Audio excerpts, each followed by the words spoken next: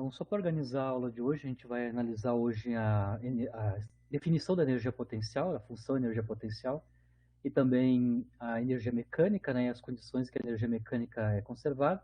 E vamos utilizar, ao final da aula, vamos utilizar a conservação da energia mecânica para obter informação sobre a dinâmica do movimento de partículas sujeita a campos de forças conservativos. Né? Basicamente, é esse o nosso traço hoje, né, o nosso rumo no desenvolvimento da aula de hoje. Então, só para lembrar, no finalzinho da aula passada, a gente estava analisando como é que era a relação usando cálculo diferencial, cálculo vetorial, né? Qual é que eram as propriedades que os gradientes obedeciam? A gente mostrou no finalzinho da aula passada, né? Que o rotacional do gradiente de uma função escalar era um vetor nulo, isso a gente mostrou explicitamente, né? Por cálculo explícito. E a gente já estava sabendo, na aula passada, ou retrasada, nós tínhamos mostrado também que os campos conservativos, né, a gente mostrou que o campo central obedece esse tipo de propriedade, né, que os campos conservativos são irrotacionais. Então, o rotacional de um campo de força conservativo é nulo. A gente mostrou, por exemplo, que o campo de força central, todos os campos de força central são conservativos, porque todos eles são rotacionais. Como comentei no final da aula, se eu comparar a definição de campos irrotacionais, que são os campos conservativos, né? Gradiente do campo de força central igual a zero, e nós também temos uma igualdade geral relativa ao cálculo vetorial, né? O rotacional do gradiente de uma função escalar é zero. Se eu comparar essas duas equações, está claro que eu sempre posso escrever campos irrotacionais, campos de força ou campos irrotacionais em termos do gradiente de uma função escalar. Então, comparando essas duas equações, uma que define campos irrotacionais, né, que são obedecidas pelos campos conservativos, né, e uma propriedade do cálculo vetorial, que é o rotacional de gradiente de uma função escalar é zero, a gente consegue mostrar que a gente pode escrever, então, todos os campos de forças conservativas, que são irrotacionais, em termos gradientes de uma função escalar. Uma função escalar é uma função real das coordenadas, né? Aqui a gente vai escolher como a função φ, a função das coordenadas, como sendo o negativo de uma função que a gente vai denominar função energia potencial. Então, eu vou escolher, fazer uma escolha, que a minha função escalar, que eu vou calcular o gradiente, que vai me definir, então, o campo de força central, o campo de força conservativo, né? É o negativo de uma função que eu vou denominar energia potencial U, associada a esse campo conservativo, né? Isso significa que, escritos em termos da função energia potencial U, os campos de forças conservativos podem ser escritos, então, como o negativo do gradiente da função energia potencial associada a esse campo conservativo. A energia potencial, a função energia potencial, como é a função escalar φ, ela depende das coordenadas, né? No caso mais geral. E, eventualmente, ela pode depender do tempo também, não há nenhum problema, né? A função U pode depender das coordenadas e também explicitamente do tempo, no caso mais geral possível, né? Isso não invalida o fato que a força conservativa seja o gradiente de uma função que dependa das coordenadas e explicitamente do tempo. A, a propriedade do cálculo vetorial se mantém se a φ também depender do tempo explicitamente, né? A gente pode mostrar, por comparação de análise dimensional, né, que a função U, que eu estou usando ali para relacionar ela com o campo de força conservativo, ela realmente tem unidades, tem dimensão de energia, né? Lembra a expressão que a gente tem ali, ou aqui, né? A gente tem força igual a gradiente, gradiente é derivada espacial, né? De primeira ordem, aplicada a uma função das coordenadas. Basicamente, em termos da análise dimensional, a dimensão da força é, como a gente sabe em SU, a força em newtons é quilograma vezes metro por segundo ao quadrado, é massa vezes aceleração, né? Ou seja, a dimensão de força é massa comprimento dividido por tempo ao quadrado, né? Massa, quilograma, metro por segundo ao quadrado. Massa vezes aceleração. Né? A dimensão do gradiente, né, é a dimensão de inverso de comprimento, porque o vetor gradiente tem componentes, né, as derivadas parciais relativos às coordenadas. Então, está claro que ele tem dimensão de inverso de comprimento na forma das derivadas espaciais. Né? E e a gente quer saber qual é, que é a dimensão da função U, né? Então, isolando a dimensão de U, ela tem dimensão de força por gradiente, por dimensão de gradiente, né? Ou seja, basicamente a gente tem mLt quadrado, que é a dimensão da força, dividido por 1 sobre L, que é a dimensão do gradiente. Com isso, a gente tem uma quantidade que tem dimensão de ml quadrado T2, né? Ou seja, massa, comprimento ao quadrado, dividido por tempo ao quadrado. Isso é dimensão de energia, né? Vide, por exemplo, a energia cinética. A energia cinética é massa vezes multiplicada por quadrado da velocidade, né? Ou seja, é quilograma por metro por segundo ao quadrado, né? Está certo, então, que a unidade ou a dimensão da função U tem que ser dimensão de energia, né? Massa, comprimento ao quadrado por tempo ao quadrado. Por isso que a gente chama ela de função energia potencial, porque ela está associada com um campo de força conservativo, né?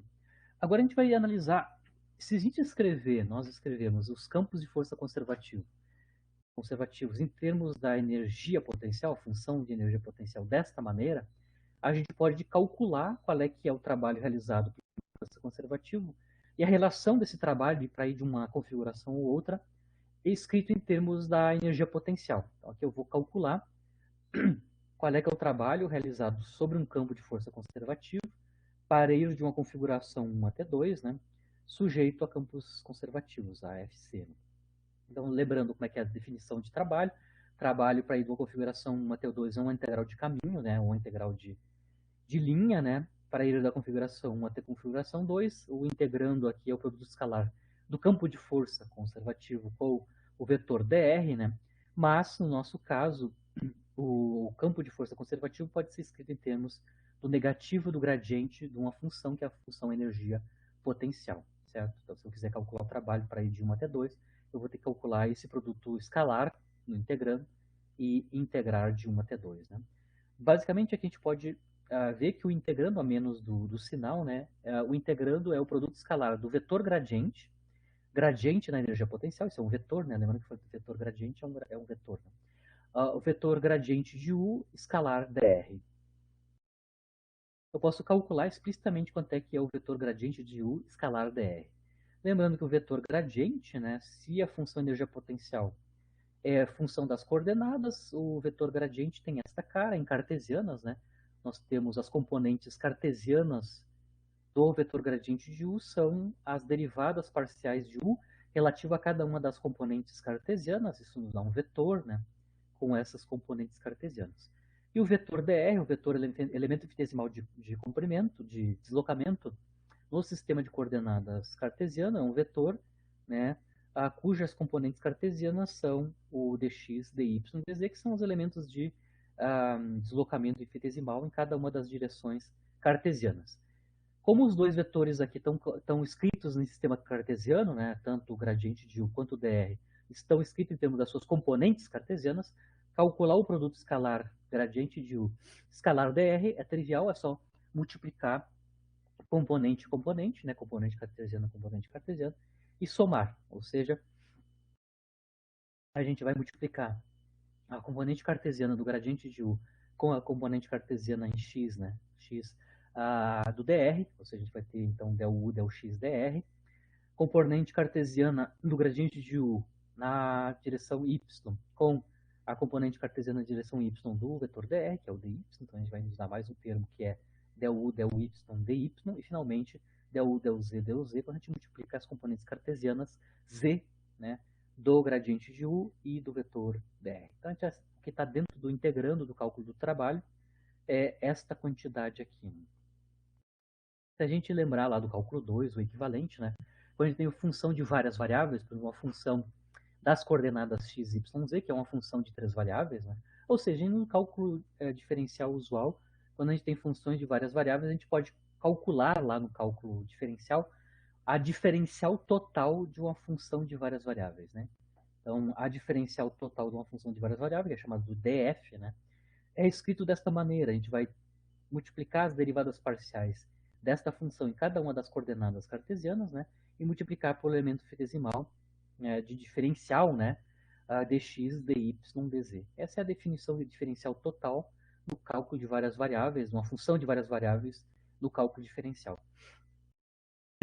Se a gente comparar o produto escalar gradiente de U com dr e a definição de diferencial total da função, de uma função f, olhando as duas expressões, né, comparando as duas expressões, a gente claramente vê, reescrever quem é este gradiente, né, escalar dr. O gradiente de U escalar dr é justamente a diferencial total da função que a gente está calculando as derivadas parciais, que é a função U.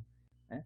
Então, a gente consegue mostrar claramente do cálculo de diferença integral que o resultante do produto escalar gradiente da energia potencial escalar dr é exatamente o diferencial total da função energia potencial. Né?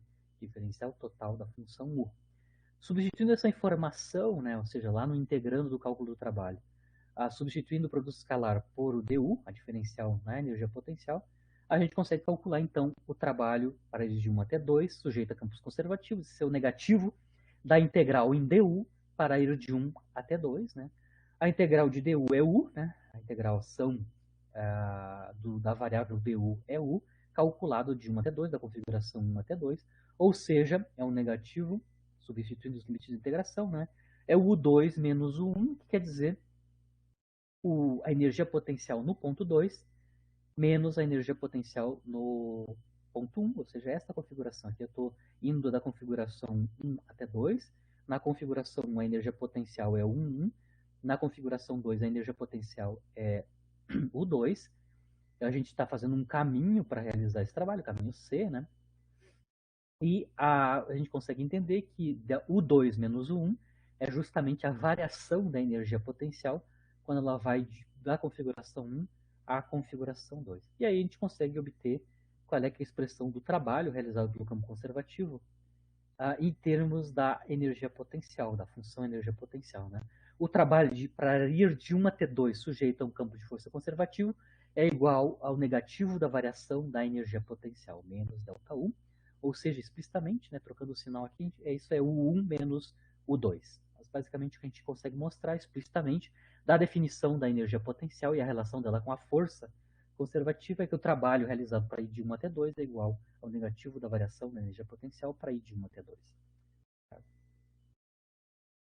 Do teorema trabalho-energia cinética, se o campo de força conservativo é a força resultante, né, a gente já mostrou também que se a força conservativa é a força resultante, também o trabalho realizado para ir de 1 até 2, se o campo de força conservativo for a resultante, né, pelo teorema trabalho-energia cinética, que a gente mostrou na aula passada, ou retrasada, né, o trabalho para ir de 1 até 2 também pode ser escrito em termos da variação da energia cinética da partícula para ir da configuração 1 até a configuração 2.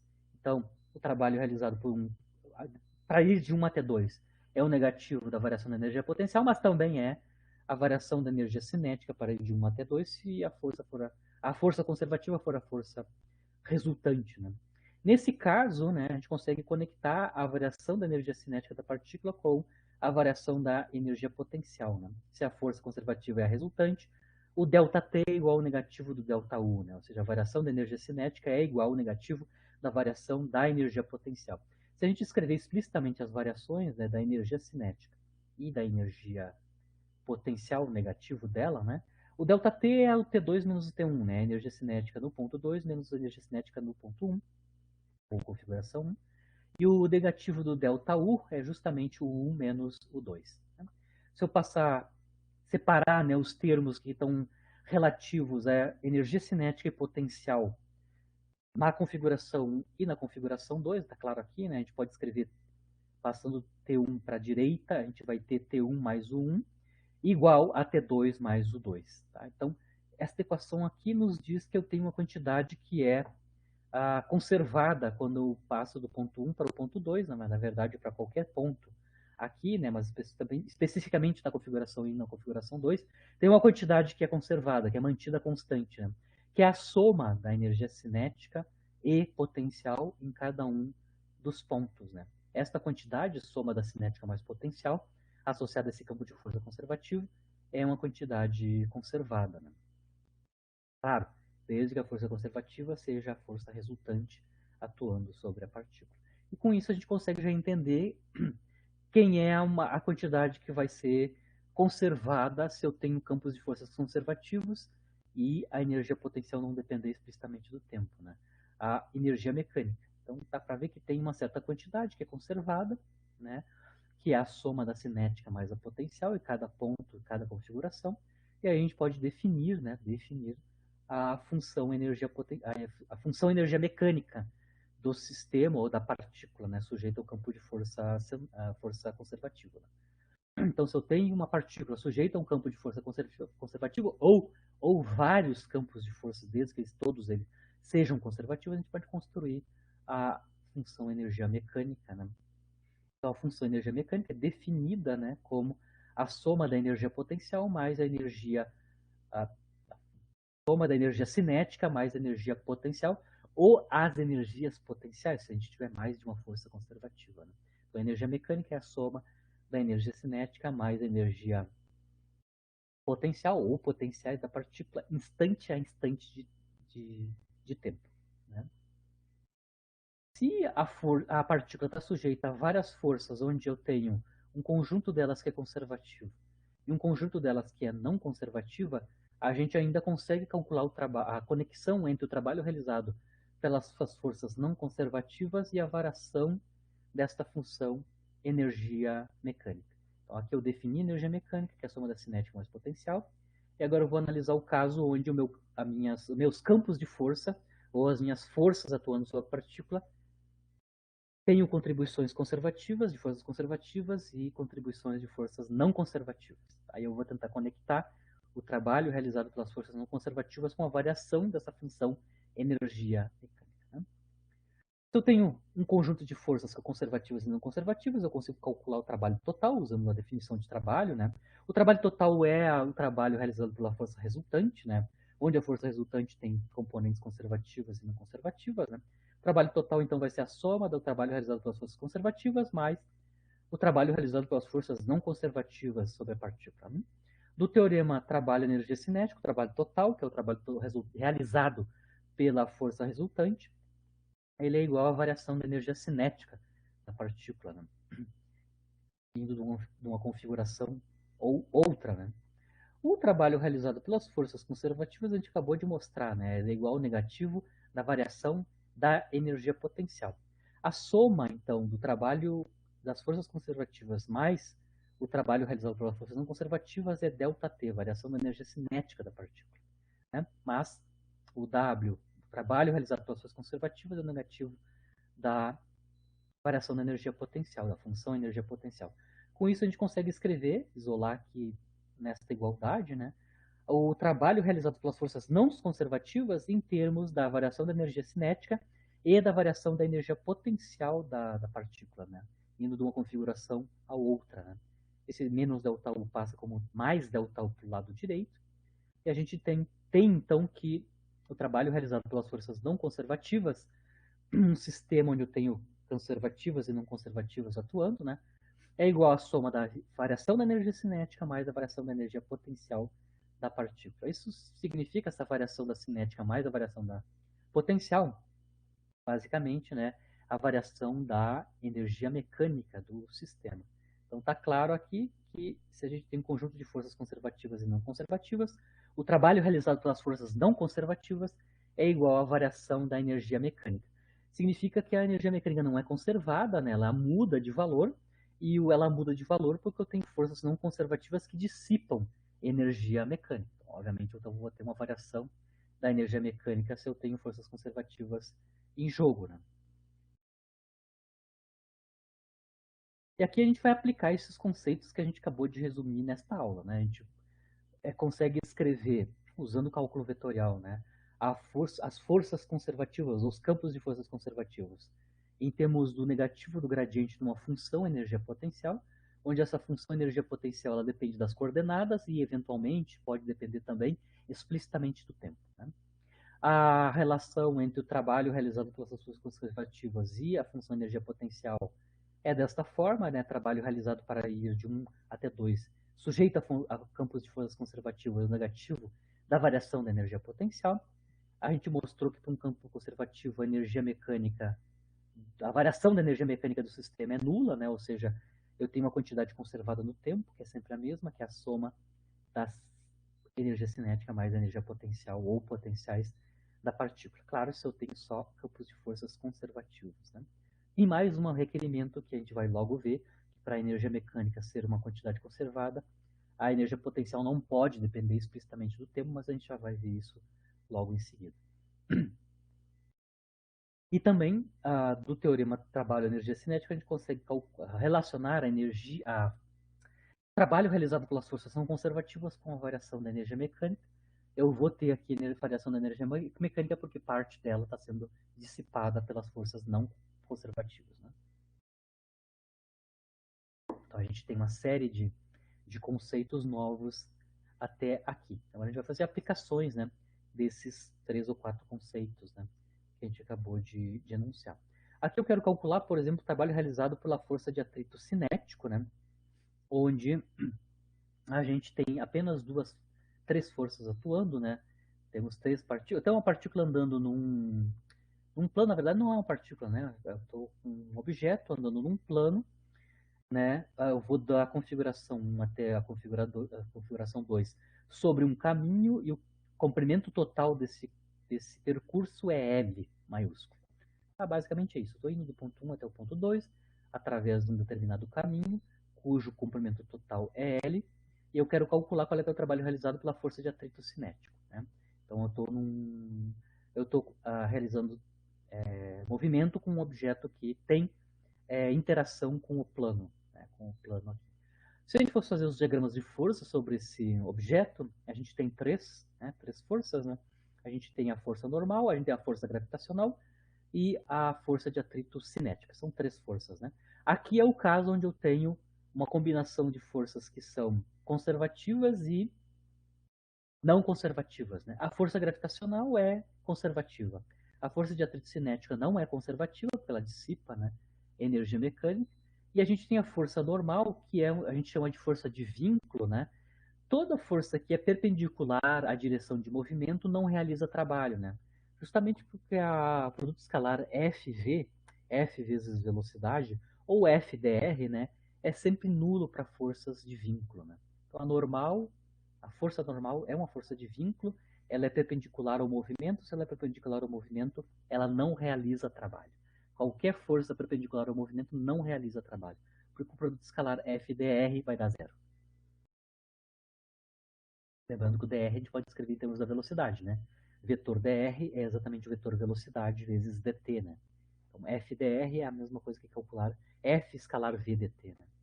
Então, se a força é perpendicular à velocidade, automaticamente ela não realiza trabalho, né?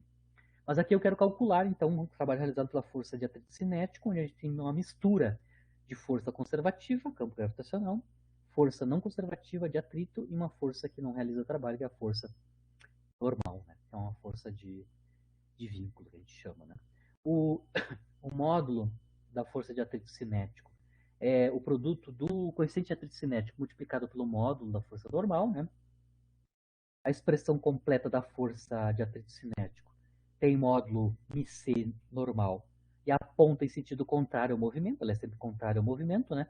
Contrária ao movimento significa que ela é contrária, né, de sentido contrário ao versor V-chapéu. Então, tem o vetor velocidade, que dá a direção de movimento. A gente tem um vetor unitário nesta direção do movimento, que é o vetor V-chapéu.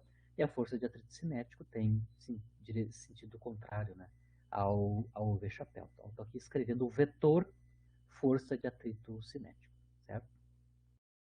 Se eu fosse calcular explicitamente quanto é que é o trabalho realizado pela força de atrito cinético, explicitamente, com a força dissipativa, né? Eu teria que para calcular o trabalho, calcular a integral de caminho, né, para ir de 1 até 2, do produto escalar força de atrito cinético escalar dr, né? Então aqui eu vou ter que calcular, sabido a expressão da força de atrito, em termos do seu módulo, a sua direção e sentido, calcular esse produto escalar, que é o argumento da integral de caminho para o trabalho, né? Bom, só para lembrar, o elemento infinitesimal de deslocamento dr é um vetor paralelo ao vetor velocidade, né? Lembrando que dr, né, o vetor dr, pode ser escrito como o vetor dr dt, né? Ou seja, o vetor dr basicamente pode ser escrito como o vetor velocidade multiplicado por dt, certo? Então, está claro que o vetor dr é um vetor paralelo ao vetor velocidade. Esse é o primeira propriedade, né? O dr é paralelo com o vetor velocidade e automaticamente ele é paralelo com o versor, né? Com o versor V chapéu. Se eu for calcular quanto é que é o produto escalar V chapéu com dr, que seria o produto escalar que eu teria que calcular para calcular o produto escalar força de atrito cinético com o dr, porque a direção e o sentido do força de atrito é dada pelo V chapéu. Né? Então, para calcular esse produto escalar, eu teria que calcular o produto escalar desses dois vetores, né? V chapéu com o dr, né? Definição de produto escalar escrito em termos do ângulo entre esses vetores. Né? Seria o módulo do primeiro vetor, que é o V chapéu, o módulo do segundo vetor, que é o dr, e cosseno do ângulo entre eles. Né? O vetor unitário tem módulo 1, né? O V chapéu, o módulo dele é 1. O módulo do vetor dr é dr, né? E o elemento infinitesimal de comprimento, e o cosseno de zero, né? Porque são vetores paralelos, né? O V chapéu e dr, vai dar 1, ou seja, o produto escalar VDR é apenas dr, onde dr é o módulo do vetor dr. Né? E aí a gente pode calcular explicitamente quanto é que é o produto escalar F de atrito escalar dr. É o módulo da força de atrito, o sinal menos, e o produto escalar V chapéu dr, que é apenas dr. Colocamos essa informação na integral de trabalho, né, integral de caminho. Né, a integral de caminho FDR nos dá o trabalho. Né. Basicamente, as constantes aqui é menos MC normal, né, normal, multiplicado pela integral para ir do ponto 1 até o ponto 2 em dr, né, o elemento infinitesimal de comprimento. A integral em dr para ir de 1 até 2 nos dá o comprimento total do caminho C, né? A trajetória, né? O comprimento total da trajetória da partícula para ir de 1 até 2, né? Que eu chamei de comprimento L maiúsculo. Né? E aí a gente consegue calcular explicitamente o trabalho realizado para ir de 1 até 2 sobre um caminho que tem comprimento total L. É esse daqui, né? É menos mc normal vezes L. Esse é o trabalho realizado pela força de atrito cinético para ir do ponto 1 até ponto 2 sobre um caminho que tem comprimento total L. Calculando explicitamente o trabalho via a definição via produto escalar FDR. Né? Aqui é um outro problema. Lembra que eu estou fazendo esse problema aqui porque a gente vai resolver um problema onde eu tenho atrito cinético envolvido e eu vou precisar saber qual é que é o trabalho realizado explicitamente pela força de atrito cinético quando eu tenho um certo deslocamento sujeito à força de atrito cinético. Aqui eu tenho um outro problema onde eu tenho dois campos de forças conservativos. Basicamente, aqui eu tenho um sistema massa-mola vertical, né? Tenho uma massa de 2 kg, né? Essa caixinha aqui, que está conectada a uma mola, certo? Essa mola tem uma constante da mola, uma constante de rigidez elástica da mola, que é 2 kN por metro, ou seja, 2.000 Newton por metro, isso é o K da mola. E o comprimento da mola, quando ela está indeformada, ou seja, nem comprimida e nem esticada, ela tem um comprimento de 40 centímetros. Esse é o tamanho deformado L da mola. Eu vou esticar essa mola a partir do deformado 10 centímetros. Eu vou esticar a mola verticalmente, né, a uma distância H, que eu estou chamando de 10 centímetros, e vou deixar soltar a massa, né, que está conectada com essa mola agora, esticada a partir do repouso, ou seja, com velocidade inicial nula, certo? Quando a mola passar novamente a uma altura L, a partir da vertical, da origem do sistema de coordenadas Y, né? Ou seja, a superfície, né? Distância L a partir da superfície, verticalmente, né? Eu quero saber qual é, a velocidade da partícula quando ela passa no ponto B, que corresponde à altura da partícula a uma altura H a partir da superfície. Né? Basicamente, aqui eu vou usar a conservação da energia mecânica para obter a velocidade da partícula, né, em um instante de tempo sabido, as configurações da partícula em outro instante de tempo, né, ou uma determinada condição inicial. Né. Aqui nesse caso a gente tem dois campos de forças que são conservativos. A gente tem o campo de força gravitacional, que é conservativo, e a gente tem o campo de força elástico, a força elástica, que é um campo de força conservativo, né? Só para lembrar, o campo de força elástico dimensional, ele é uma força tipo radial, né? É uma força radial. Forças radiais são forças centrais, né? E todos os campos de força centrais são conservativos. Então, tanto a força gravitacional quanto a, a força elástica da mola são ambas campos de forças conservativos, né? Significando que a energia mecânica é conservada, porque se eu estou com um sistema isolado sujeito a forças conservativas, a minha energia mecânica do sistema ou da partícula, né, vai ser conservada, vai ser um constante de movimento, certo? Lembrando que para usar a conservação da energia mecânica, eu vou ter que escrever, né, a saber calcular explicitamente as energias potenciais para cada um desses campos conservativos. Para o campo gravitacional, a gente vai ter uma energia potencial associada a esse campo gravitacional, né? Aqui para campo próximo da superfície da Terra é proporcional à altura, né? Medida a partir da superfície, né? Y igual a zero, no sistema de coordenadas cartesiano. A energia potencial gravitacional, então é mg y, onde y é medido a partir da superfície, né? Y igual a zero. E a energia potencial elástica é quadrática na posição, né? É 1 meio cada mola x ao quadrado, onde o x aqui, para sistema massa-mola, né, é a posição medida a partir do indeformado. Ou seja, quanto dá indeformado a partir da posição indeformada da mola. Certo? O x aqui é a distância até o indeformado da mola. Com essa informação das duas energias potenciais, associada a esses dois campos conservativos, aí sim a gente pode calcular as energias mecânicas nessas duas configurações, né, nessas duas configurações espaciais. A energia mecânica no ponto A é a soma das duas energias potenciais, né, a gravitacional e a elástica, mais a energia cinética, né, no ponto A. No caso, a energia cinética no ponto A é nula, porque a velocidade instantânea da partícula lá é zero, porque a gente parte do repouso. Né? Então, a energia mecânica no ponto A é basicamente a soma das energias potenciais gravitacionais e elásticas, né, do sistema massa-mola. A energia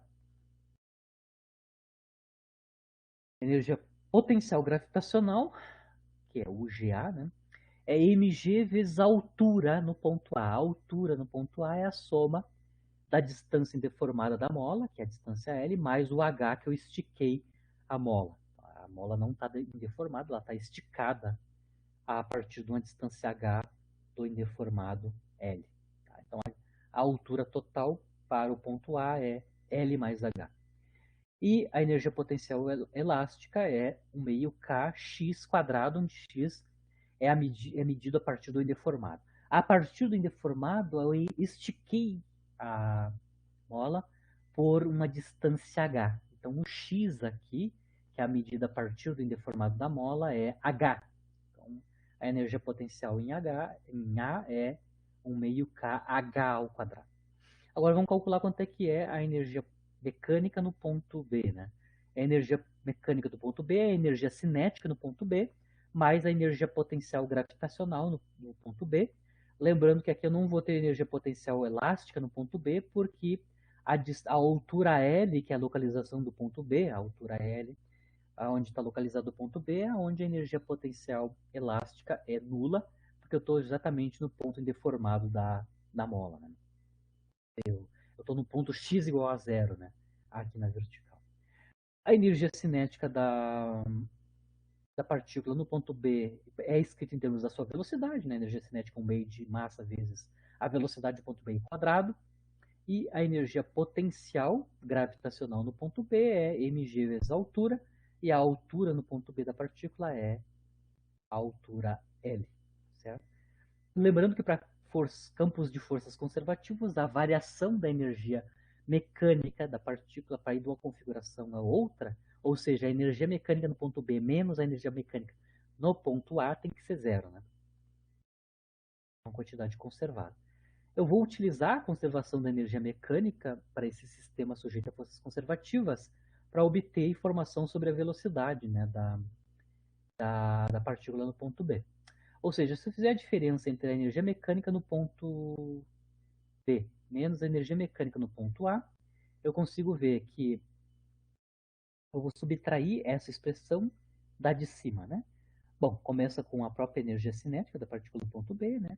A subtração de mgl menos mgl mais h, com isso eu tenho o cancelamento de um termo que é mgl, e resta nessa subtração apenas menos mgh. Os mgls cancelam na subtração, e a gente tem, obviamente, na subtração aqui ainda menos 1 meio de kh quadrado. Né? Isso é igual a zero.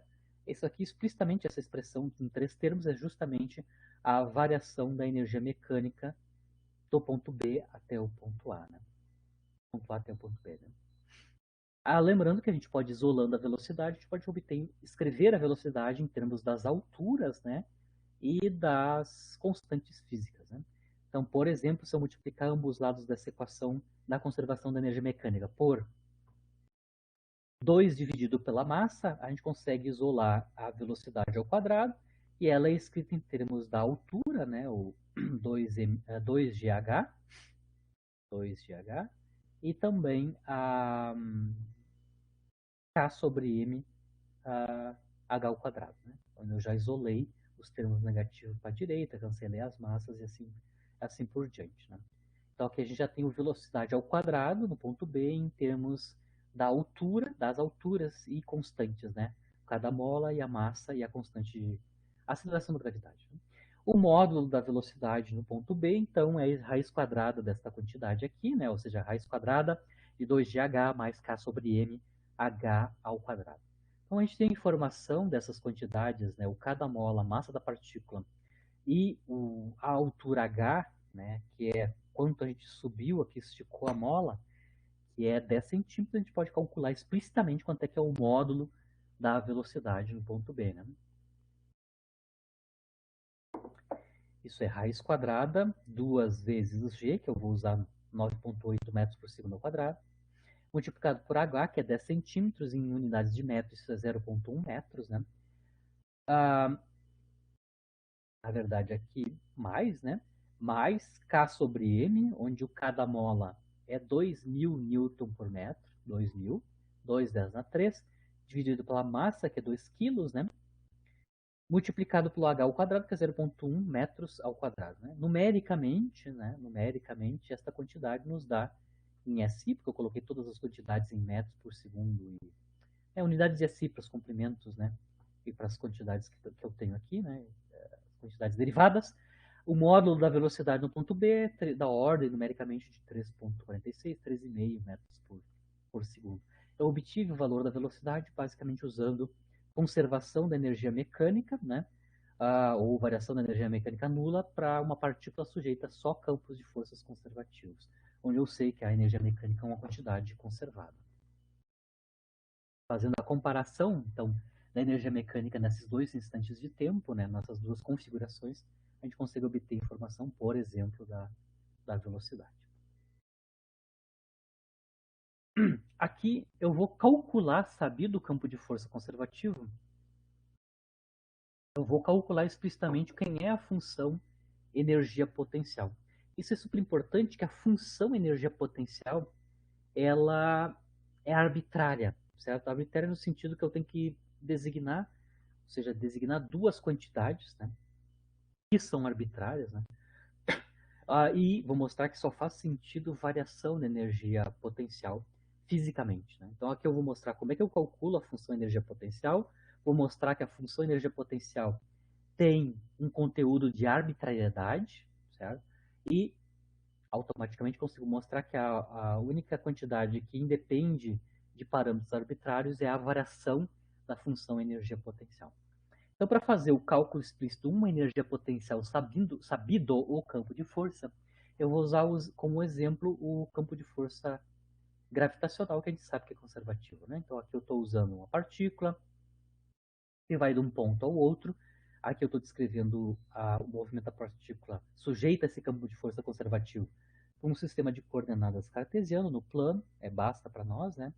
E aí a gente vai escrever no cálculo do trabalho, a gente precisa tanto a força quanto o vetor dr escritos no sistema de coordenadas que a gente está utilizando, né? Então, no plano, né, se eu estou descrevendo o movimento da partícula num plano, o vetor dr, que é o vetor de deslocamento infinitesimal no plano, é um vetor em cartesianas que tem componentes cartesianas de x e de y. Né? A componente x e a componente y do vetor dr são os elementos infinitesimais, né, diferenciais de deslocamento em cada uma das direções cartesianas. E o vetor força gravitacional, o campo de força gravitacional, no meu sistema cartesiano que está aqui, essa força gravitacional, esse campo de força gravitacional tem módulo mg, ou seja, é um campo com módulo constante, né? E aponta em direção, em sentido contrário ao versor J chapéu aqui no meu sistema de coordenadas cartesiano. Né? Então, eu já escrevi também o campo de força F gravitacional em termos do seu módulo e da sua direção em sentido dado em termos do J chapéu. Né? Aqui explícito o vetor força.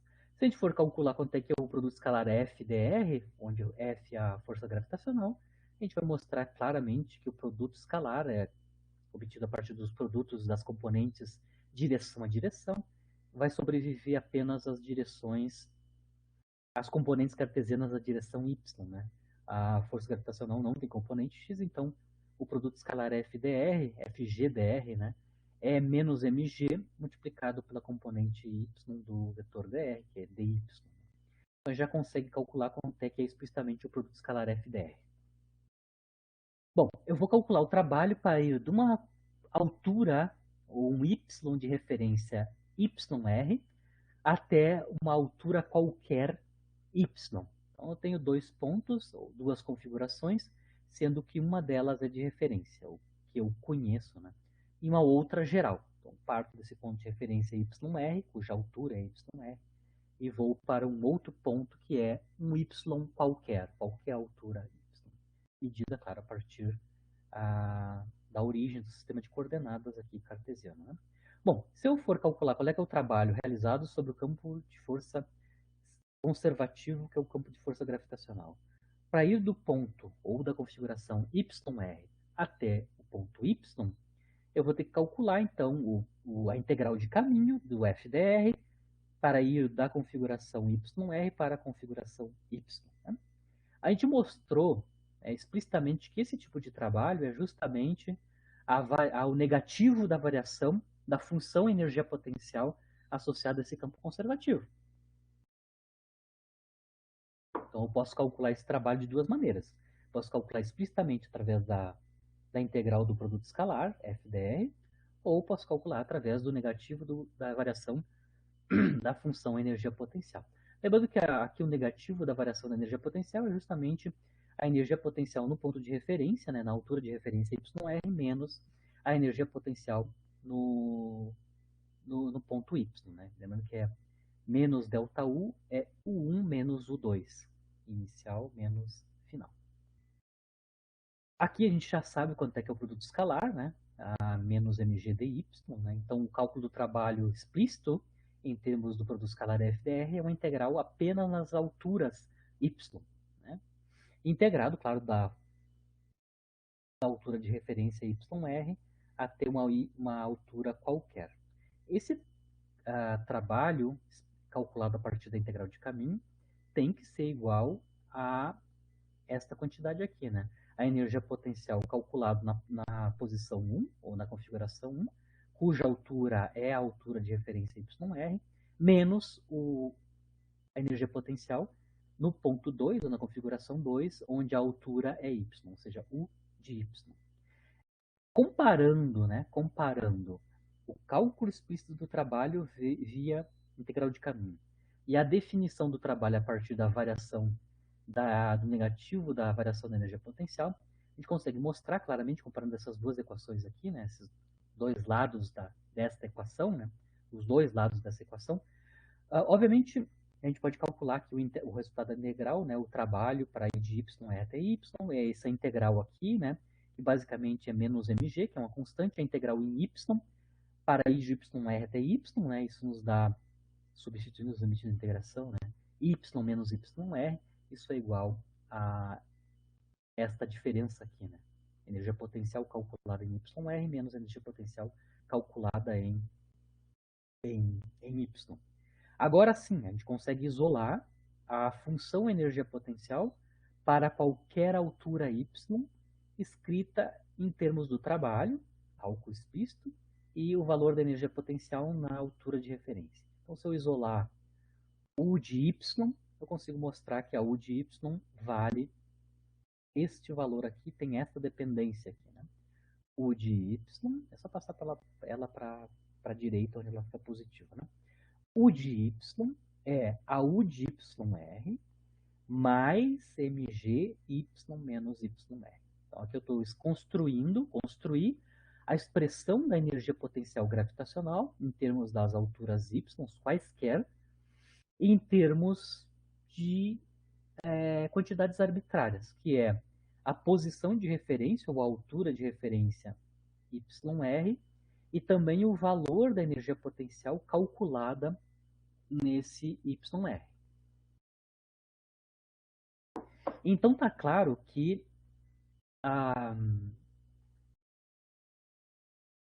a função energia potencial,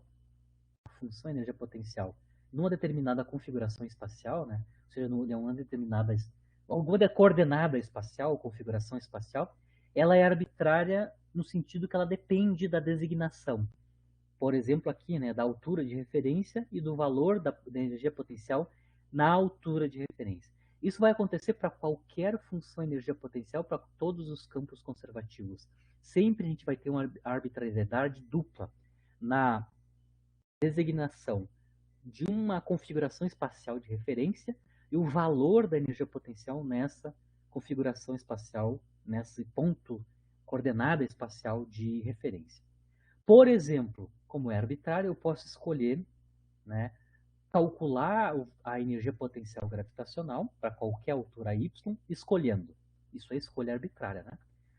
A altura de referência sendo a origem do sistema de coordenadas, ou seja, eu vou escolher YR, a altura de referência, sendo igual a zero, que é a origem do sistema de coordenadas, e ainda a outra arbitrariedade de designar qual é o valor da energia potencial nessa altura de referência. Vou designar que a energia potencial na altura de referência YR é zero. Essas duas hipóteses, né, essas duas definições são arbitrárias. Eu digo que a altura de referência é zero e o valor da energia potencial nessa altura de referência é zero. Isso é totalmente arbitrário, mas dentro dessa arbitrariedade, né, neste caso, com estas escolhas, né, a função energia potencial recai no que a gente conhece, né, que é a função energia potencial gravitacional em termos da altura y é mg vezes a altura medida a partir da origem do sistema de coordenadas. Né? Isso é só verdade, essa expressão é assim, porque eu escolhi duas coisas. Eu escolhi a altura de referência e o valor da energia potencial nessa altura de referência. Certo? A gente consegue mostrar claramente aqui que se eu tenho duas alturas distintas, né, duas alturas, por exemplo, o y1 e o y2, e calcular a variação da energia potencial nesses dois pontos, a variação da energia potencial em dois pontos distintos não vai depender mais da arbitrariedade da posição de referência e do valor da energia potencial no ponto de referência, porque na diferença do uy2 menos uy1, duas alturas distintas que não são a de referência, essa variação da energia potencial eu vou ter o cancelamento desses termos arbitrários, né? E a variação da energia potencial fica independente dessas escolhas, tá? Então, o que tem que ficar claro aqui, só com esse exemplo, é que a função energia potencial ela é arbitrária, porque ela depende de duas escolhas, né? Uma configuração espacial de referência e o valor da energia potencial nessa configuração espacial de referência, e que a variação da energia potencial para um campo de força conservativo independe, né, automaticamente independe dessas escolhas que a gente faz arbitrárias. Aqui eu vou fazer um outro exemplo, né, onde a gente tem não só campos de força conservativo, mas também não conservativos, né, o famoso plano inclinado com atrito cinético, né. Então aqui eu tenho uma partícula, ou na verdade um objeto, né, um bloco que vai deslizar sobre um plano inclinado, cujo comprimento todo aqui é d. Tá? Então A superfície aqui do plano inclinado tem um comprimento total D. Eu vou partir da origem e vou deslocar, né? Partindo da origem, vou deslocar sujeito à força de atrito cinético, né? Até o final do plano inclinado, tá? Aí eu quero calcular qual é que é a velocidade da, do bloco quando ele chega no final do plano inclinado, ou seja, depois que ele realizou um deslocamento D sujeito à força de atrito cinético sobre esse plano inclinado, certo? O ângulo de inclinação do plano inclinado é θ, mas aqui eu posso escrever, da geometria analítica, né? Eu posso escrever o ângulo θ em termos da superfície, o comprimento da superfície do plano inclinado, né, que é o D, e a altura relativa à horizontal, H, né, onde eu começo, ou onde eu coloco o meu sistema de coordenadas lá em cima. Da geometria analítica, a gente consegue ver aqui que a altura H tem a ver com o cateto oposto, né, ao ângulo θ, e aí a gente tem, da geometria analítica, a relação do seno desse ângulo com a razão, né, do cateto oposto H pela hipotenusa D. Essa fica a parte da geometria relaciona o ângulo de inclinação com os comprimentos, aqui, dois comprimentos, né?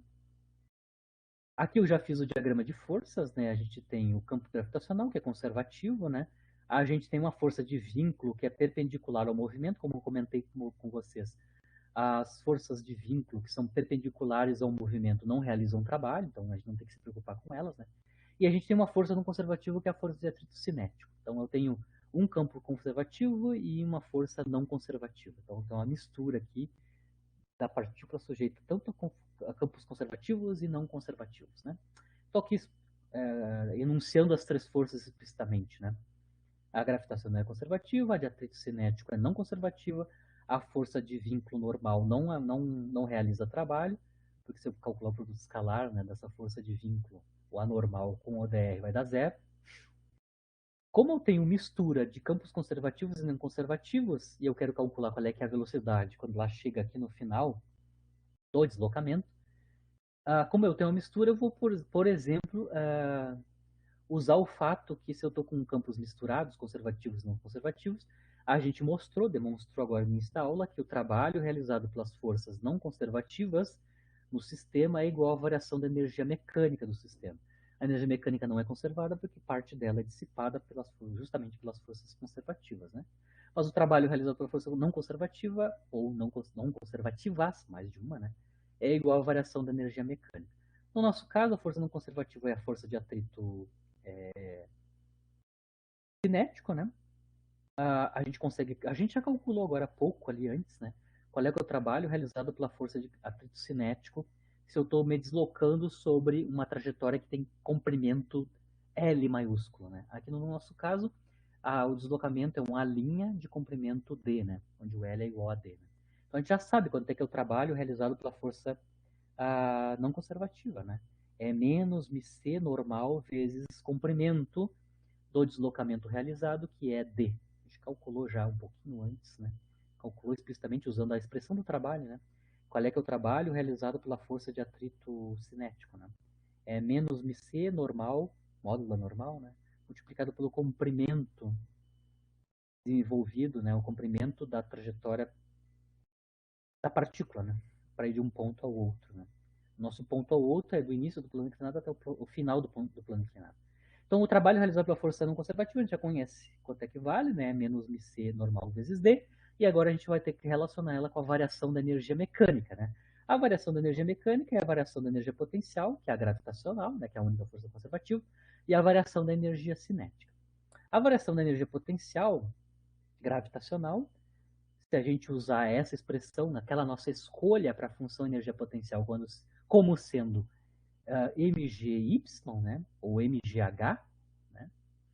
A variação da energia potencial é a energia potencial final, onde a altura medida a partir da origem ou a partir da horizontal é zero, né? Então eu tenho mg zero, menos a energia potencial gravitacional no instante inicial, cuja altura, o y inicial, é h.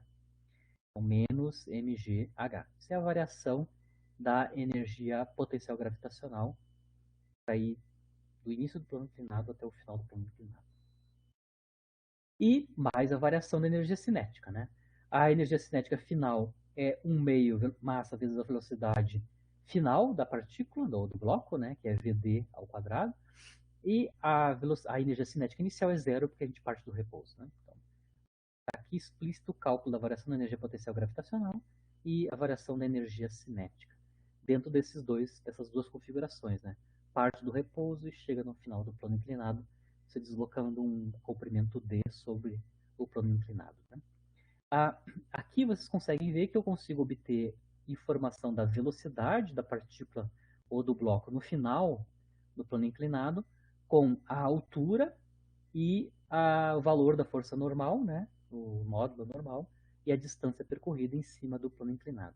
Lembrando que o ângulo de inclinação do plano inclinado, né, por geometria aqui, está relacionado com a altura h e o deslocamento d. Né? A gente mostrou que seno de θ é h sobre d, significando que h pode ser escrito como d seno θ. Né?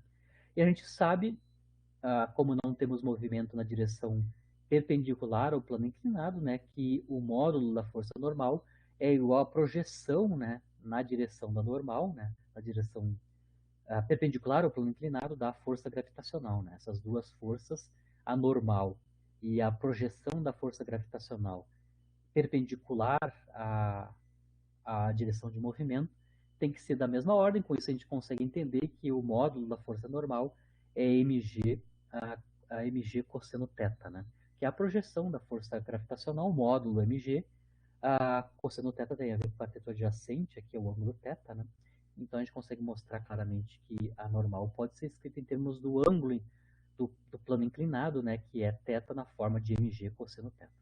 Então a gente só vai fazer, lembrando que nessa equação que relaciona trabalho da força não conservativa com a variação da energia mecânica, a gente consegue escrever então a energia cinética final em termos do mgh positivo, né, quando a gente passa esse termo para o lado esquerdo, né, mgh, mas o h pode ser escrito em termos do seno de θ, né, mgh com h valendo d seno θ, menos μc normal vezes d, mas só que a normal a gente vai escrever também em termos do ângulo θ. Né? Ou seja, a gente vai ter então menos μc, a normal, que é mg cosseno θ, multiplicado por d. Aí isolamos quanto é que é a velocidade ao quadrado, né? Ou seja, multiplicamos ambos os lados dessa equação por 2 sobre m, né? Para cancelar o m sobre 2 que acompanha o quadrado da velocidade.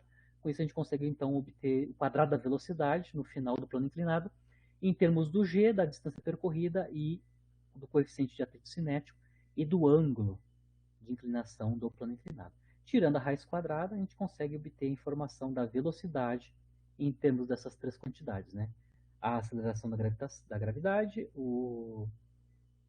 a distância percorrida em cima do plano inclinado e o seno e o cosseno do ângulo de inclinação do plano inclinado e o coeficiente de atrito cinético. Então eu consigo mostrar uma expressão analítica para a velocidade ao final do plano inclinado, onde a gente tem um conjunto de forças conservativas e não conservativas, e usamos o fato que o trabalho realizado pelas forças não conservativas é igual à variação da energia mecânica do sistema, para ir de uma configuração até outra, que é partindo do início do plano inclinado em repouso até o final do plano inclinado com uma certa velocidade Vd, né, ao quadrado.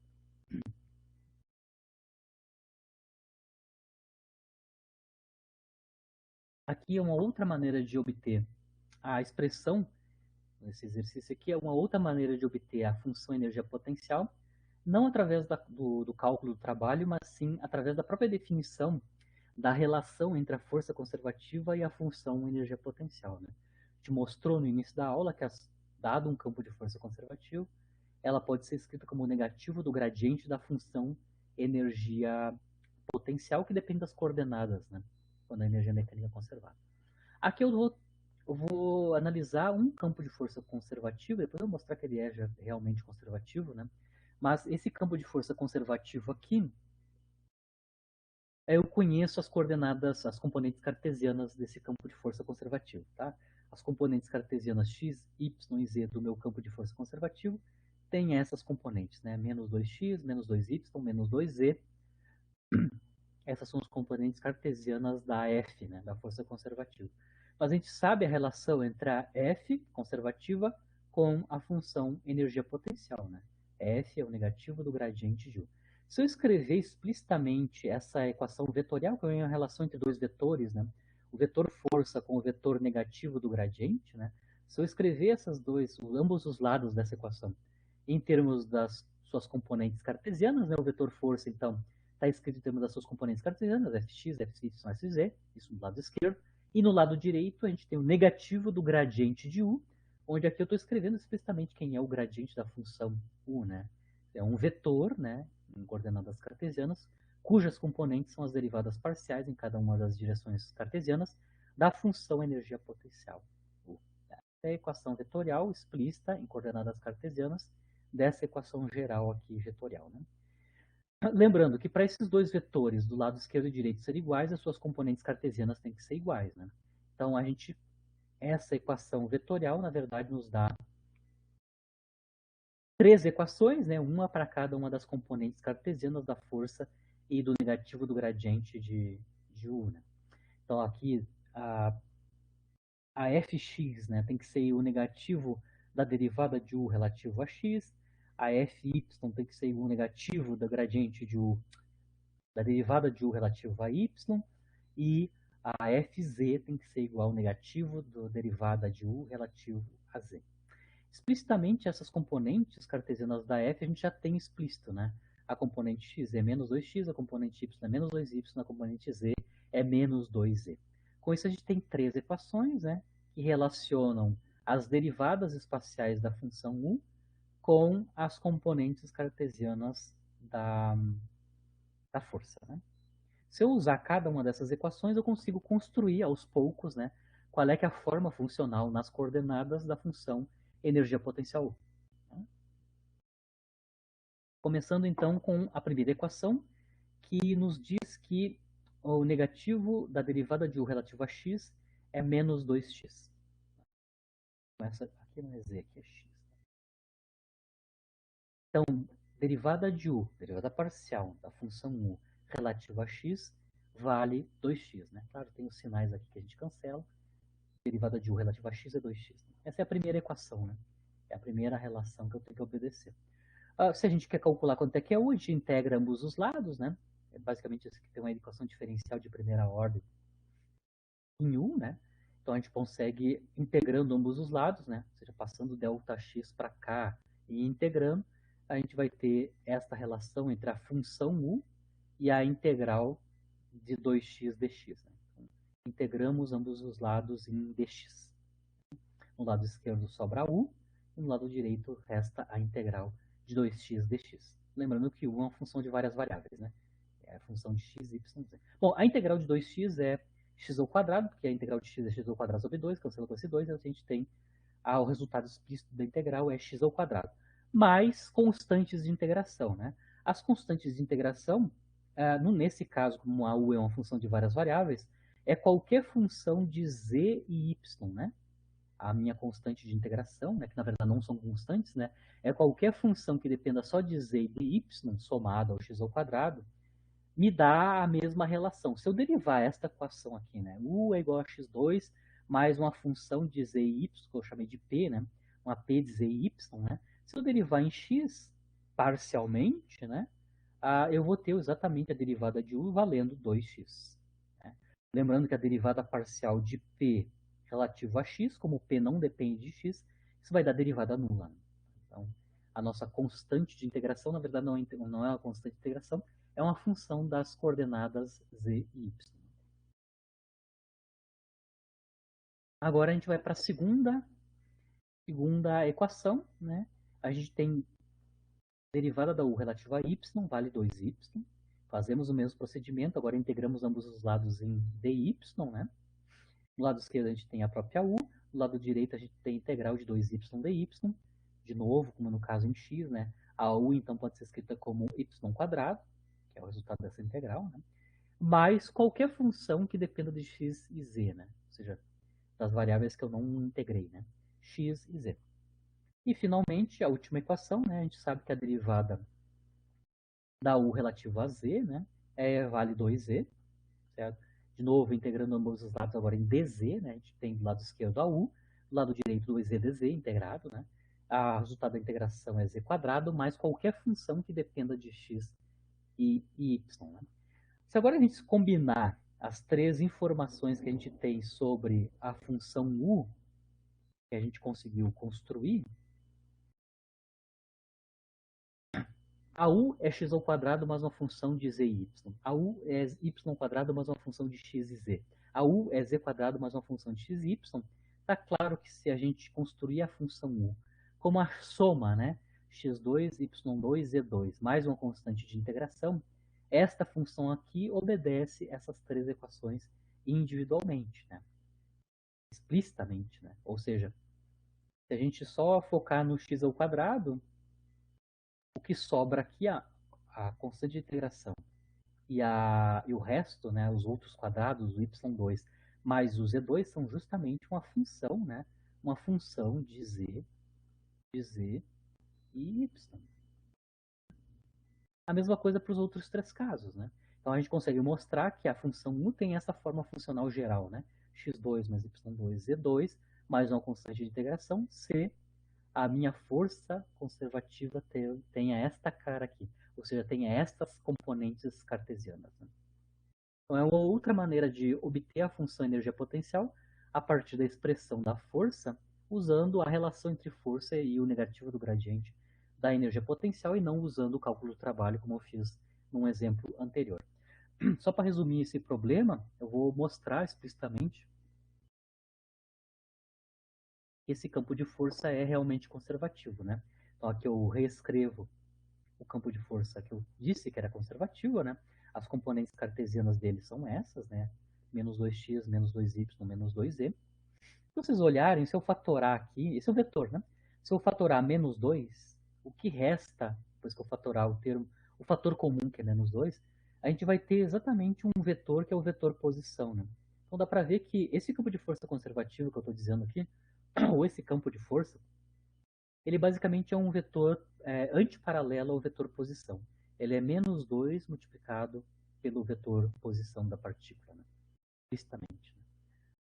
Se eu olhar esse tipo de... Bom, eu posso pensar de várias maneiras para mostrar que esse campo é conservativo. Né? Se eu olhar a expressão dele, que é f igual a menos 2 vezes o vetor posição, eu consigo ver que essa expressão aqui é a expressão de uma força elástica tridimensional. Né? Se eu for ver a versão 1D desse campo de força, por exemplo, na direção x, né, eu vou ter F na direção x igual a menos kx, ou seja, menos 2 vezes x. Né?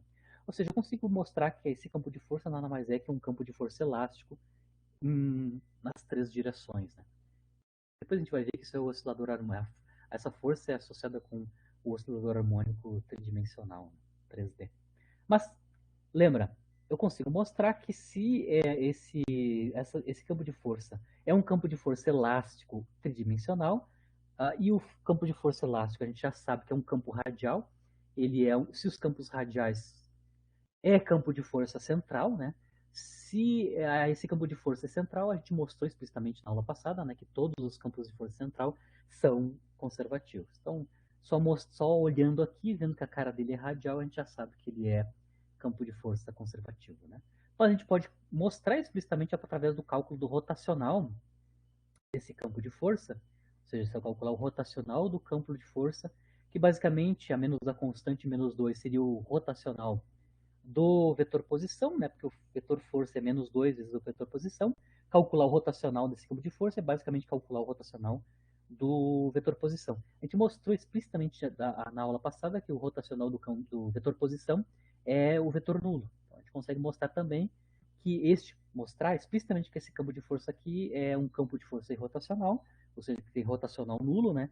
E todos os campos de força irrotacionais, que tem rotacional nulo, são campos de força conservativo.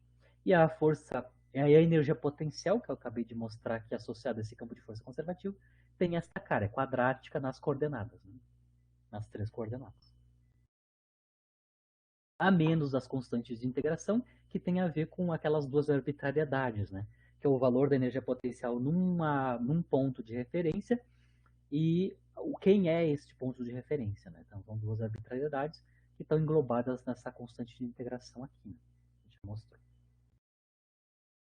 Agora, dentro do contexto de campos conservativos, a gente agora vai ter que mostrar quais que são as condições que a função energia potencial U vai ter que obedecer para que a energia mecânica seja realmente uma quantidade conservada. Desde que eu esteja num campo de força conservativo, tem um requerimento sobre a função energia potencial que tem que ser respeitada de maneira que a EMEC, que é a energia mecânica do sistema, que é a soma da cinética mais as potenciais, né, seja uma constante de movimento, é sempre a mesma para qualquer tempo. Tá? Para isso, eu preciso calcular quanto é que é a variação temporal da energia mecânica. Né? Então, eu vou calcular explicitamente, sabendo que a energia mecânica é a soma da cinética mais a potencial, vou calcular quanto é que é a variação temporal dela. A taxa de variação temporal da energia mecânica é igual à taxa de variação temporal da, da, da cinética mais a potencial. Ou seja, a taxa de variação temporal da energia mecânica é igual à taxa de variação temporal da energia cinética mais a taxa de variação temporal da energia potencial. Certo? Eu vou calcular cada uma dessas taxas de variação temporal separadamente, começando com a taxa de variação temporal da energia cinética. Calcular a derivada temporal da energia cinética é calcular a derivada temporal da expressão da energia cinética, que é um meio massa vezes vetor velocidade ao quadrado. Lembrando que o vetor velocidade ao quadrado é o famoso produto escalar, como a gente viu na aula passada, né? V escalar V. Né? Bom, a gente mostrou quanto é que é a derivada da energia cinética, ou a derivada de um meio de M, derivada temporal, né? De um meio mv escalar v. Né? A gente mostrou explicitamente que isso dá massa, um meio da massa vezes 2v escalar dv dt. Né? Ou seja, a derivada da energia cinética da massa multiplicada pelo produto escalar velocidade, que é o resultado do 2 que cai aqui, né? Escalar com a derivada, por exemplo, que a velocidade é uma função do tempo, né? A derivada da velocidade relativo ao tempo. E a gente mostrou isso explicitamente. Acho que quando a gente começou a trabalhar, a fazer o cálculo do trabalho, a gente usou este fato aqui, né? Que a derivada da energia cinética pode ser escrita como massa vezes o produto escalar vezes a aceleração, né? Velocidade vezes dv dt. Certo?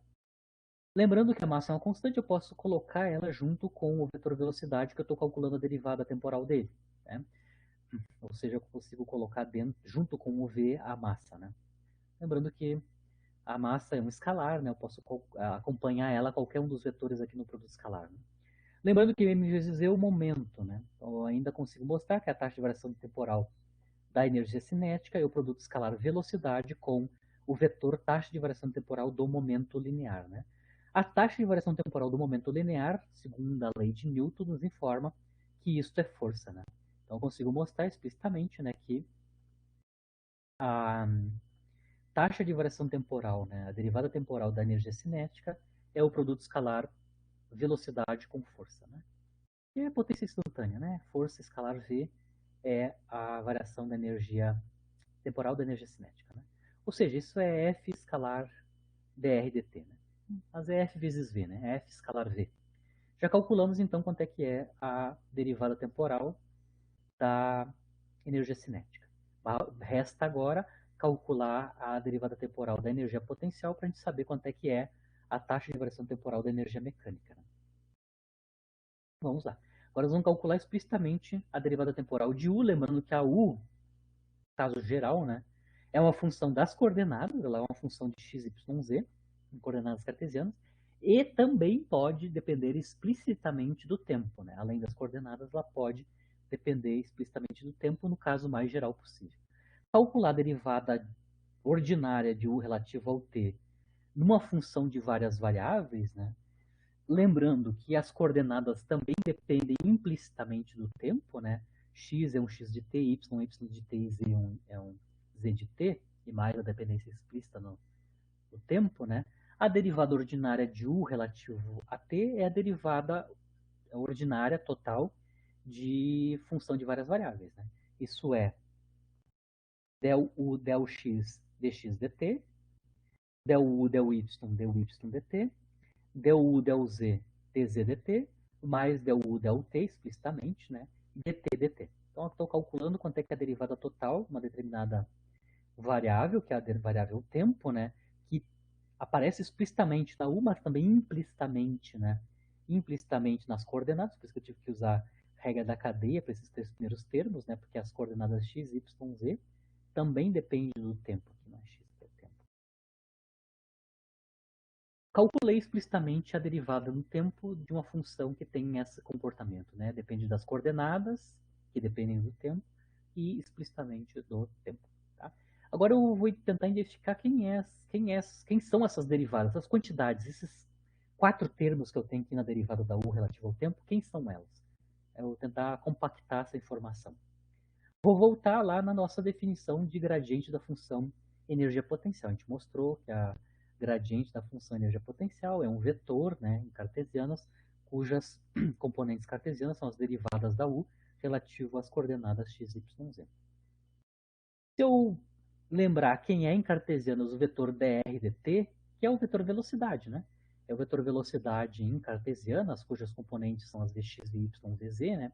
E lembrando que as componentes cartesianas do vetor velocidade são basicamente as derivadas temporais, né, das coordenadas em cada uma das direções cartesianas, né? Estou mostrando aqui explicitamente. Consigo mostrar, então, lembrando quem é o gradiente de u, lembrando quem é o vetor dr dt, que é o vetor velocidade, né?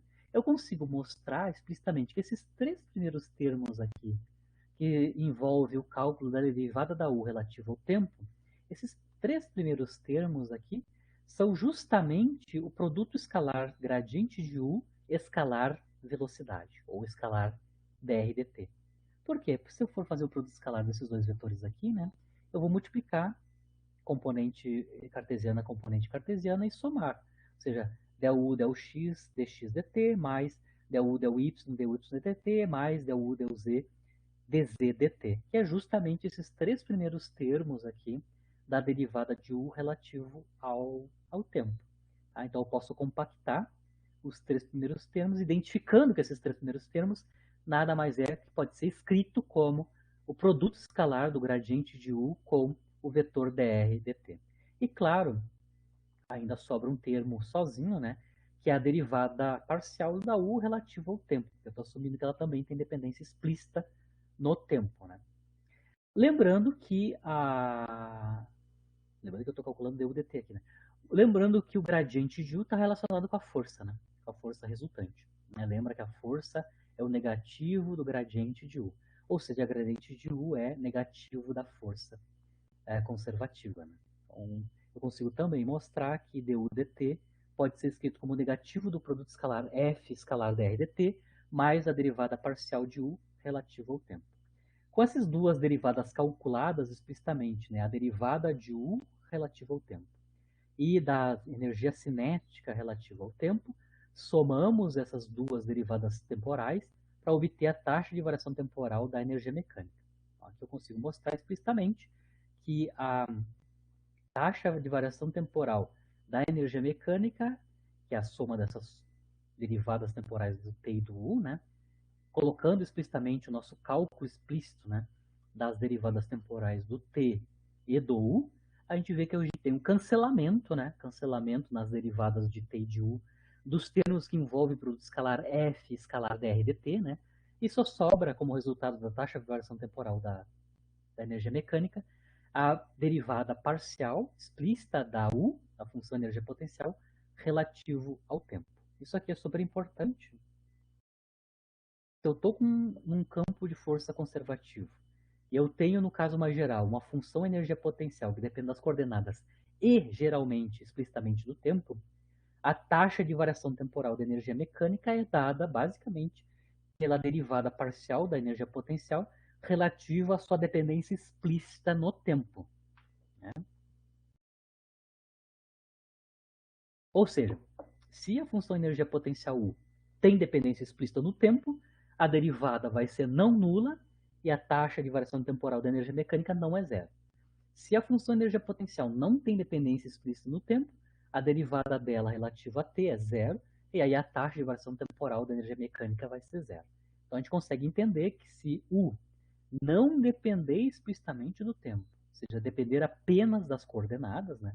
Ou seja, se a função energia potencial tenha só esse comportamento, né? Ela depende apenas das coordenadas. Automaticamente, se isso for o caso, né? se a energia potencial depender apenas das coordenadas, aí sim a derivada de U relativa a tempo é zero, e aí automaticamente a consequência disso é que a taxa de variação temporal da energia mecânica é zero. Taxa de variação temporal de uma quantidade ser zero significa que essa quantidade é uma quantidade conservada no tempo. Né? Então a gente consegue mostrar que se dt é zero, a energia mecânica é uma quantidade conservada no tempo, ela é uma constante temporal. Então aqui eu já consigo mostrar, dado um campo conservativo, que condições eu vou ter conservação da energia mecânica do sistema, da partícula. Né? Eu vou ter conservação da energia mecânica, a energia mecânica vai ser uma quantidade conservada, se a função energia potencial associada a esse campo conservativo não depender explicitamente do tempo, ele depende apenas das coordenadas. Todos os exemplos que ele está fazendo explicitamente dependem, a função U, né, depende apenas das coordenadas. E nesses casos, a gente conseguiu mostrar explicitamente que a energia mecânica é uma quantidade conservada, é uma constante de movimento. Então, eu só fiz esse procedimento aqui para a gente mostrar em que condições a função energia mecânica vai ser conservada. Né? Ela vai ser conservada para campos conservativos toda vez que a função energia potencial não depender explicitamente do tempo e for uma função apenas das coordenadas.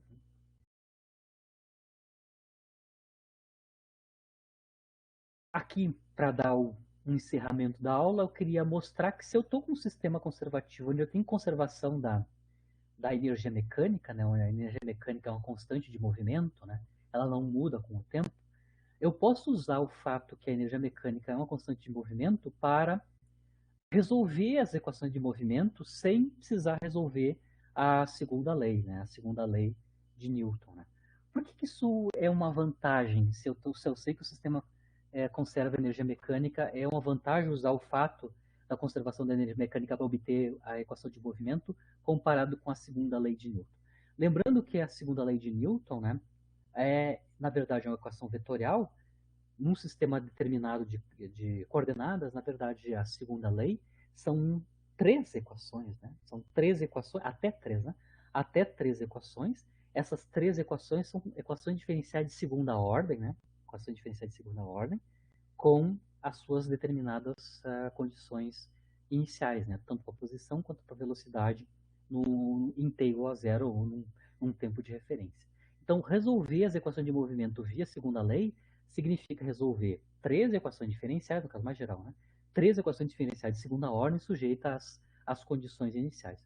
A gente vai mostrar aqui que se a energia mecânica for conservada, fica mais simples, eu vou precisar apenas uma única equação escalar para obter informação sobre as equações de movimento. Aqui eu vou fazer o caso particular do movimento unidimensional, só para ficar claro, né, que se a energia mecânica for conservada, eu consigo obter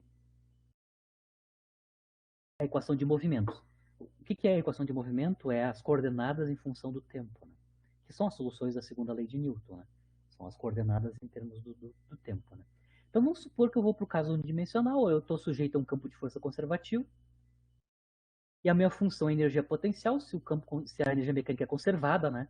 A minha função energia potencial depende apenas da coordenada, no caso 1D é apenas da coordenada x. Né? E aí, automaticamente, se ela depende só da coordenada x, a energia mecânica vai ser conservada para esse sistema, para essa partícula. Né? Calculamos quanto é que é a energia mecânica desse sistema, né? A energia mecânica é a cinética mais a energia potencial. A energia potencial é qualquer associada a esse campo conservativo. Ela depende explicitamente só das coordenadas, né? Só da coordenada x. Lembrando que a energia cinética pode ser escrita em termos da velocidade da partícula, né? 1 meio de mv2, né? Mais a energia potencial como função das coordenadas. Como a energia mecânica é uma constante, né? Esse valor aqui é sempre o mesmo, só quem está variando aqui é o v e a u de x, né? Enquanto a partícula está se deslocando. Eu consigo isolar v quadrado nessa equação, né? Então eu posso multiplicar ambos os lados por 2 sobre m, né? Se eu multiplicar ambos os lados 2 sobre m, eu vou conseguir escrever então a velocidade, né, ao quadrado, em termos mesmo da constante 2 sobre m, que é comum, né, escrever a velocidade ao quadrado em termos da diferença entre a energia mecânica, que é uma constante de movimento, menos a função energia potencial, que é a função das coordenadas. Então, eu consigo obter a velocidade ao quadrado da partícula em termos da diferença entre a energia mecânica e a energia potencial, que depende das coordenadas.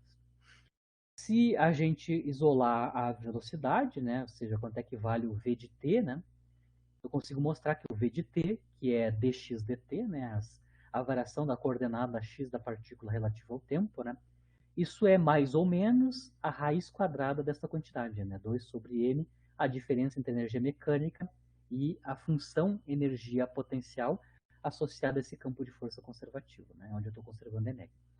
O mais e o menos aqui do quadrado, né, o mais ou menos, só vou dar o sinal do vetor velocidade. Né? O mais e o menos tem a ver que se o vetor velocidade é paralelo ou antiparalelo com o I chapéu, né, que é a direção x positiva. Né? Então, os sinais mais e menos tem a ver com a direção e a dependência temporal do vetor velocidade, né, está aqui dentro dessa raiz quadrada. Então, a intensidade do v de t, a menos da sua direção e sentido, né, é dado explicitamente em termos da diferença entre energia mecânica e a função energia potencial. E aí, eu tenho dx dt igual a uma função da coordenada, que é o caso, né? O que eu tenho na direita aqui é uma função da coordenada x, né? Essa diferença aqui é uma função da coordenada x. Ou se eu olhar esta equação que eu obtive, né, em termos da coordenada x, né, eu vejo que eu tenho uma equação diferencial de primeira ordem, onde x é a variável dependente e o tempo é a variável independente. No lado direito eu tenho uma função apenas de x. Essa equação diferencial de primeira ordem, a gente aprendeu como resolver, né, essas equações diferenciais de primeira ordem. A gente faz separação de variável, né, ou seja, na esquerda a gente vai separar as variáveis dependentes, que é o x, né, e na direita as variáveis independentes, que é o tempo. Eu vou vir nessa equação diferencial, vou separar à direita a variável independente, que é o tempo, e na esquerda tudo que depende da variável dependente, que é o x. Obviamente, toda essa raiz quadrada e a diferença entre energia mecânica e U passam para o denominador, aqui no lado esquerdo, abaixo da diferencial dx. Né? Aqui a gente já separou as variáveis e aí integramos, né? Aí eu vou fazer integrais definidas para economizar tempo, né? Nas integrais definidas, a gente já vai utilizar a condição inicial para x como função de t. Certo? Então, eu vou integrar integrais definidas, tanto no tempo quanto na posição, né, em x, e já vamos utilizar como os limites inferiores, né, as condições iniciais. Aqui o tempo eu vou integrar de tempo zero, ou t igual a t0, né, até um tempo arbitrário t, e eu vou integrar em x de x0 até um x arbitrário t. Dá para ver que eu estou colocando corretamente os limites inferiores e superiores no tempo em x. Né? Para tempo inicial t0, a posição da partícula é x0. Para tempo t, a posição da partícula é x de t. A integração em tempo, essa integral definida no tempo, é trivial, né? Nos dá t menos t0. T menos t0. E no lado direito, ou no lado esquerdo aqui, nós temos a integral de x0 até x, né? Uma integral definida, né? Onde o limite inferior é dado pela condição inicial em x, né? E uma integração que eu vou ter que calcular, uma integral indefinida que eu vou ter que calcular. Vejam bem que a integral indefinida que eu vou ter que calcular não é das mais gostosas, né? Não é das mais simplórias, né? São aquelas integrais onde eu tenho uma raiz quadrada no denominador, onde dentro da raiz quadrada tem uma função de x, né? Que em geral é resolvida, né? Se tem solução analítica, né? Se tem a solução analítica, em geral é resolvida por a substituição trigonométrica, né? Aquela maneira de calcular um certo tipo de integrações usando substituições trigonométricas. Né? Mas, de qualquer jeito, a gente pode calcular tanto analítico, desde que não tenha divergências. Né? Se ela tiver solução, essa integral aqui, né? Essa integral definida, né? Que pode ser tanto analítica quanto numérica, né? Os dois casos, né? Se eu conseguir resolver numericamente ou analiticamente a integral em x, automaticamente eu já consigo obter então a equação de movimento. Porque aqui vai ser uma função apenas de x, né? O resultado dessa integração, né? Vai ser uma função de x igual a uma função linear no tempo. Se eu isolar x nessa função, resultado da integração definida, como função do tempo, eu vou obter a equação horária. Então, aqui eu estou mostrando explicitamente como é que a gente calcula a equação horária do movimento, né, de uma partícula não usando a segunda lei, mas sim usando o fato que a energia mecânica é conservada, né? Dada a energia potencial associada a esse campo de força conservativo, a sua dependência nas coordenadas, resolvo essa integração da direita, né? E aí isolo x como função do tempo, isso me dá a equação horária do movimento. No início da aula que vem, eu encerro a aula de hoje por aqui, na aula que vem a gente vai fazer um exemplo do uso dessa equação aqui de cima, né? Que usa o fato que eu estou conservando energia mecânica para obter a equação de movimento. Eu vou usar essa equação para resolver a equação de movimento, por exemplo, para o sistema massa-mola, né? Onde a força conservativa é a força elástica da mola, a gente sabe que é conservativa, né? E a gente sabe a dependência na posição, x, a partir do uniformado, né? Da função energia potencial elástica, né? A função energia potencial elástica tem uma dependência que é quadrática na coordenada x, né? Se eu substituir a expressão da energia potencial elástica da mola, né, nesta equação aqui, ou seja, onde eu tenho u de x, né, e resolver explicitamente a integral, que felizmente, né, com uma dependência quadrática em x aqui embaixo dentro da raiz quadrada, a gente consegue mostrar que a integração é analítica, né? Tem a ver com a função arquisseno, né? Arquisseno de x a menos das constantes, né? A gente consegue obter diretamente, analiticamente, a equação de movimento sem precisar resolver a segunda lei, a equação de segunda ordem diferencial associada à segunda lei de Newton, né? Aqui a gente só vai trabalhar com funções escalares, né? Basicamente, a única função que a gente vai ter que trabalhar é a expressão nas coordenadas da função energia potencial e resolver essa integral definida aqui, onde a gente já usou os limites de integração em x, né, no limite inferior aqui. Então, eu vou mostrar na aula que vem explicitamente, né, como é que eu obtenho as equações de movimento a partir da conservação da EMEC, né. Eu posso fazer uso da EMEC porque se a quantidade EMEC conservada, a energia mecânica conservada, eu consigo escrever a velocidade ao quadrado em termos da diferença, né, da EMEC e da função energia potencial. Eu usei esse fato para poder escrever uma equação fechada, né, para a equação de movimento via só a única informação que tem que entrar, como único input, né, é a função energia potencial como função das coordenadas, que no caso aqui do sistema massa-mola é quadrática, né, na posição. Então, na aula que vem, eu vou partir desta equação para resolver a equação horária usando só a expressão da energia potencial elástica, né, que é quadrática na posição. Com isso, eu encerro aqui a aula de hoje. Na aula que vem, a gente vai continuar utilizando, mostrando esse exemplo que eu comentei, né, e também generalizando. Se eu conheço a função energia potencial e a energia mecânica conservada, na verdade, eu posso analisar qualitativamente, né, só sabendo o gráfico da função energia potencial em termos das coordenadas, eu posso analisar qualitativamente qual é que é o movimento da partícula em qualquer tempo, né, ou em qualquer coordenada, só utilizando a conservação da energia mecânica. A gente vai aprender a analisar qualitativamente o movimento da partícula só sabendo o gráfico, né, só conhecendo o gráfico da função energia potencial em termos das coordenadas. Então, a gente vai generalizar, além de calcular explicitamente as equações de movimento. Se eu tenho o gráfico da energia potencial em termos das coordenadas, eu também posso analisar que tipo de movimento, né, a partícula pode ter nesse campo de força central. Ou seja, basicamente eu vou antecipar, porque na aula que vem a gente vai entender quais são as regiões proibidas e permitidas classicamente com a partícula, né, em mecânica clássica. A gente vai aprender quem são pontos de retorno clássicos. A gente vai aprender quem são pontos de máximo e mínimo na função de energia potencial.